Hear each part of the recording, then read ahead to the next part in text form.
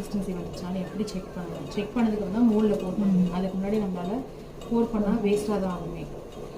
So நீங்கள் செல்ஃபாக பண்ணும்போது இந்த மாதிரி பண்ணுங்கள். இந்த மாதிரி ஊற்றி விட்டுருங்க. இது வந்து ட்ரை டக்குன்னு ஆகிடும். ஆனதுக்கப்புறம் இதை வந்து ப்ரெஸ் பண்ணி பார்க்கணும். சரிங்களா? இப்படி தான் வந்து கரெக்டாக இருக்கா இல்லையாங்கிறத கன்சிஸ்டன்சி இது ப்ரெஸ் பண்ணோன்னே ப்ரெஸ் ஆகுது பார்த்தீங்களா?